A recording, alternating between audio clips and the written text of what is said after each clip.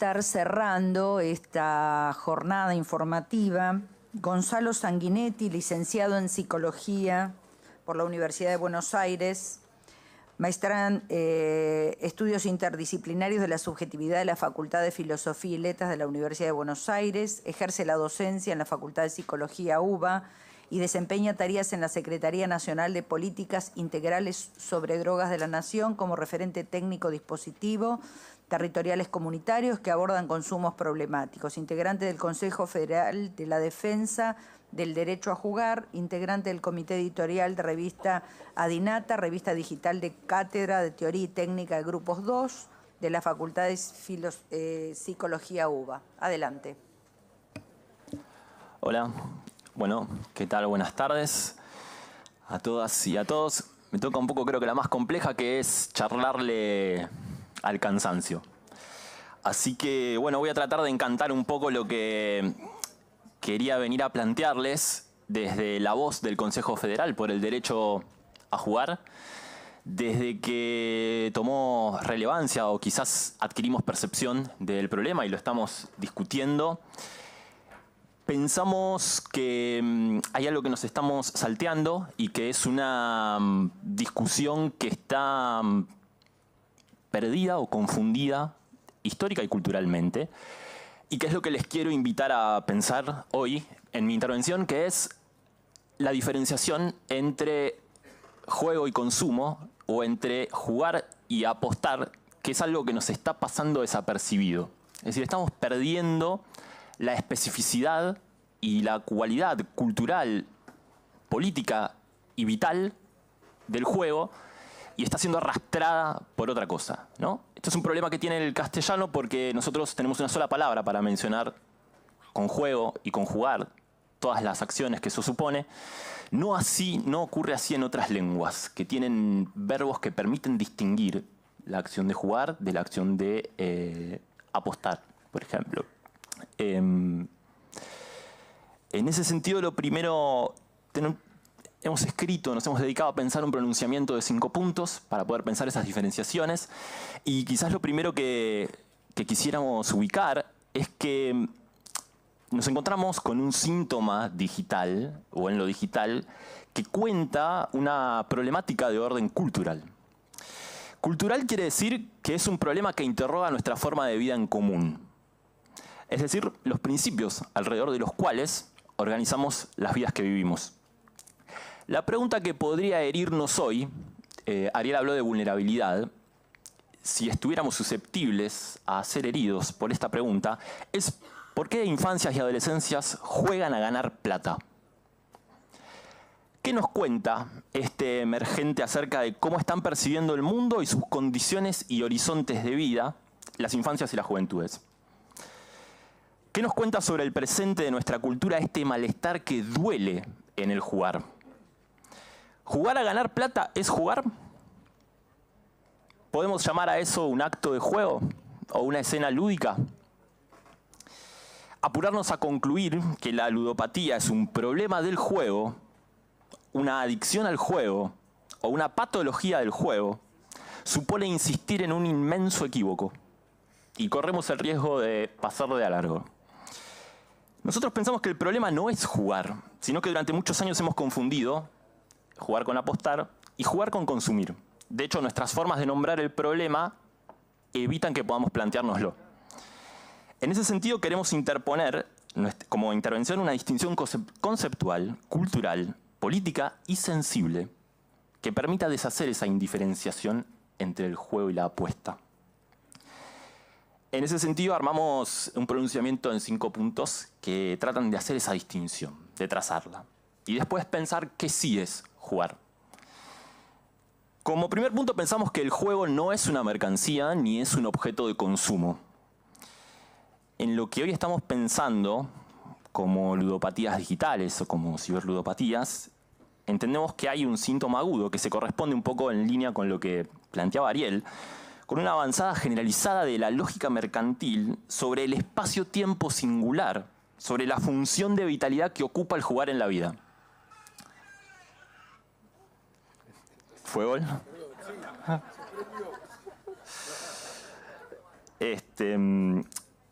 Vuelvo.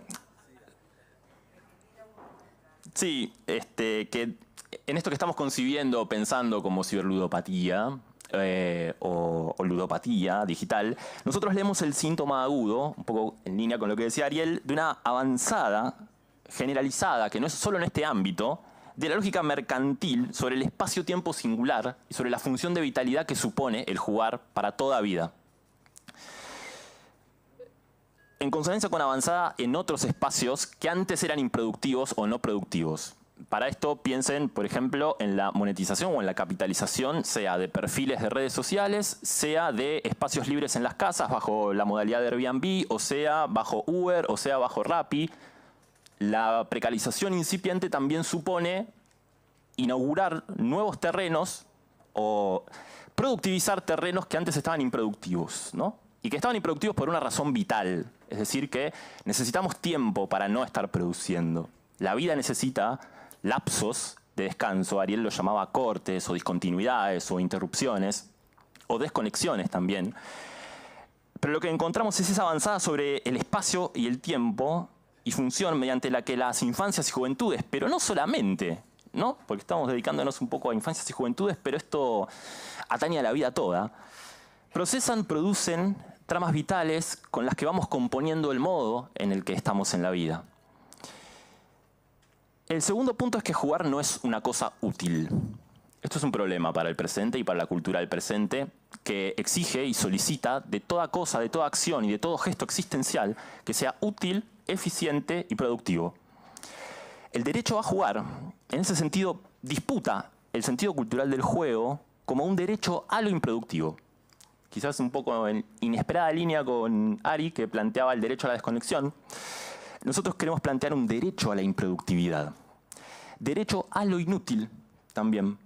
Que las cosas no tengan que ser útiles por obligación. Y que, ¿por qué? Porque jugar sin finalidad, o jugar, mejor dicho, sin finalidad más que el jugar.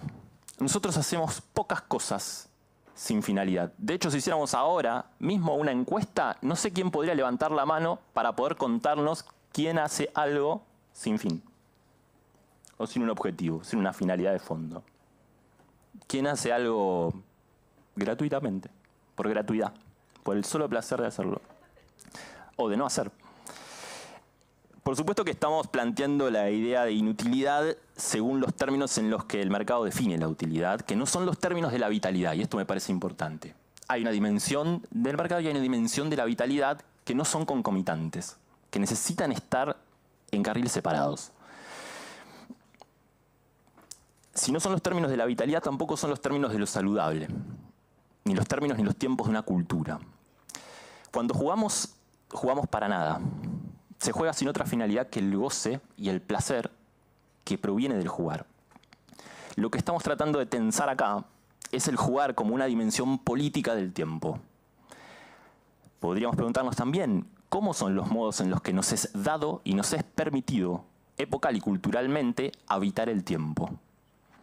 ¿Con qué tiempo contamos para perderlo? Es decir, para jugar. El tercer punto del pronunciamiento es que jugar no es consumir. El derecho a jugar supone el disfrute y el goce, como decíamos, de lo improductivo y de lo recreativo, que no serían otra cosa que una economía del placer no regida por las lógicas del valor, la acumulación y la rentabilidad. Sería una manera de disfrutar lo vacío. Habló el compañero hace un ratito del vacío. En lugar de suturarlo o suprimirlo, poder habitarlo. ¿Cómo se habita el vacío? El vacío, como una tragedia o como un tiempo a disposición sin finalidad que determine su uso.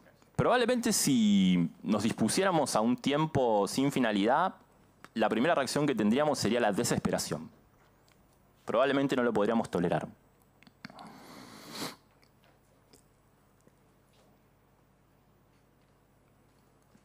En ese sentido, pensamos que la tensión que emerge en la así llamada ludopatía es el síntoma de una tensión cultural y política entre el juego y la apuesta, y entre el juego y el consumo, entre el juego y el mercado, alrededor de la rentabilización, la capitalización y la monetización de los espacios lúdicos, como nuevos territorios posibles y pasibles de ser alcanzados por el extractivismo económico.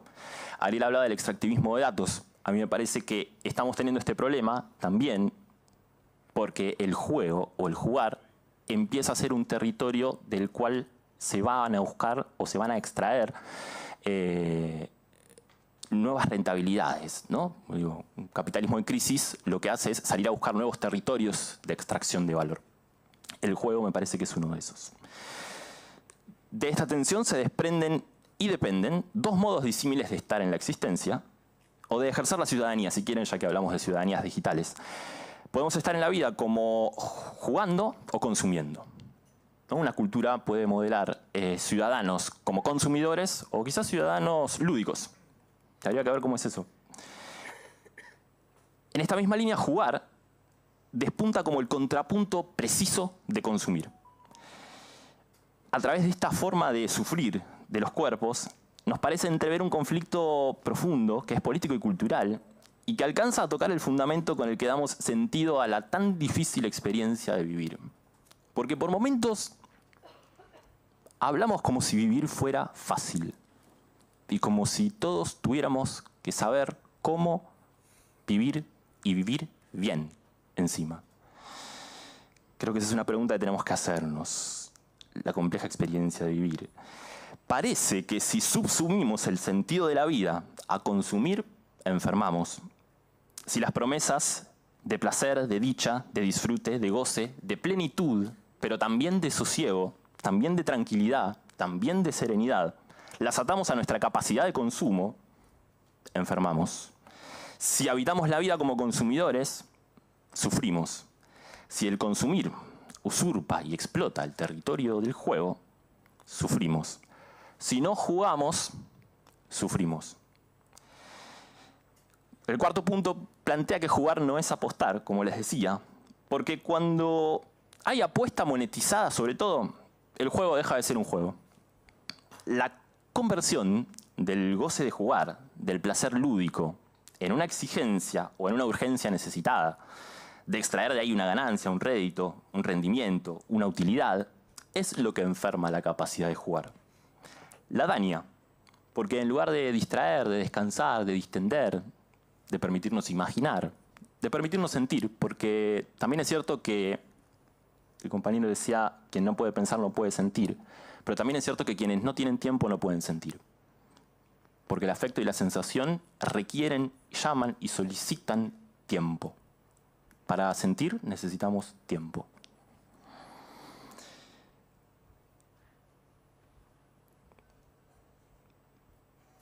En ese sentido, cuando consumimos, en lugar de jugar, la actividad nos lleva a entrar en un circuito de exigencia y de voracidad donde la lógica mercantil de ganar más rápido, atenta contra la posibilidad del tener tiempo para estar con otras y con otros. Ese tiempo en el que se constituye el cultivo de la vitalidad. No sé si ustedes sabían, pero bueno, este problema también está en los modos de cultivo. Hay una forma de cultivar el suelo que precisa que el suelo descanse. Y se lo llama tiempo de barbecho del suelo, que es el tiempo en el que el suelo respira, literalmente respira, para poder recuperar y producir los nutrientes a partir de los cuales la tierra vuelve a ser fértil otra vez. Las apuestas monetizadas son una manera de consumir bajo la apariencia del jugar. La sustitución del verbo es esencial para poder exponer la transfiguración del sentido de la acción. Hacer de la experiencia del juego el consumo de una mercancía. Entonces no nos están invitando a jugar, sino a consumir. Plataformas diseñadas, y esto sería un capítulo aparte, para incitar ese tipo de apuestas y de respuestas anímicas como un modo de relación entre el usuario y el dispositivo, lo invitan a jugar. El primer psicoanalista y pediatra que le dio estatuto clínico al juego, pensaba que el juego lleva su propio punto de saturación, se satisface a sí mismo. ¿Qué quiere decir esto? Que cuando terminamos de jugar, estamos tranquilos y tranquilas, estamos serenos, no estamos manijeados, no estamos ansiosos, no estamos nerviosos. Esa es una gran diferencia para poder pensar la distinción entre jugar y consumir. ¿Cómo terminamos después de los juegos de plataforma, o las apuestas, o los casinos? ¿Qué sensación hay en el cuerpo? Está electrizado el cuerpo, no está tranquilo, no está sosegado. Quinto punto, espero no estar tentando su paciencia. La ludopatía la pensamos... poquito tiempo. ¿Me queda poquito tiempo? Sí. Dale, fantástico. La ludopatía sería el resultado de un entrelazamiento complejo de prácticas y procesos socioculturales que derivan en el usufructo de los territorios del jugar, cosa que enferma la capacidad de las experiencias lúdicas. Es a esa transfiguración del sentido del juego, que indica el pasaje del terreno del juego al terreno del consumo, lo que estaríamos tentados en llamar ludopatía. Es esa transfiguración del sentido de jugar lo que es la financiarización de la existencia, o monetización de la vida cotidiana, o economización de la vitalidad, como prefieran llamarla, impulsa y produce. En ese sentido, jugar no enferma, jamás podría enfermar jugar. Ni es la enfermedad. Creemos que lo que enferma es ese proceso de cooptación del jugar y su puesta al servicio de una exigencia de productividad monetaria. Jugar es exactamente el acto de curar. Su potencia política como acción de cuidado radica en la posibilidad de cuidar la vida, de su conversión y reducción a una mercancía, a un objeto intercambiable o a un rendimiento económico. Yo les dije 5 puntos que revelan qué cosa no es jugar. Ustedes me podrían decir, bueno, pero ¿qué sí es jugar? ¿No? Y con esto cierro. Entonces, ¿qué es jugar? Diríamos que el índice de salud de un espacio, de una comunidad, de una sociedad, podría medirse según la amplitud que ocupen en él los espacios lúdicos. Es decir, que una comunidad es tan saludable como la cantidad de espacios que tiene para jugar. En la problemática de los consumos digitales encontramos una correlación curiosamente de proporción inversa. En el aumento de la patologización, los diagnósticos y la medicalización de infancias y juventudes se corresponde, sin que nadie lo advierta, con una reducción exponencial de tiempos y espacios dedicados a jugar, dedicados a construir escenas y tramas lúdicas entre muchos. Jugar supone la imaginación, la exploración y la encarnación de otros mundos. Esto está presente cada vez que asistimos a una escena lúdica o al comienzo de una escena lúdica. ¿Vieron cómo es el comienzo de una escena lúdica? ¿Tienen presente? ¿Vieron cómo arranca? Che, dale, ¿qué? ¿Y si jugamos a qué? ¿Hacemos de cuenta qué?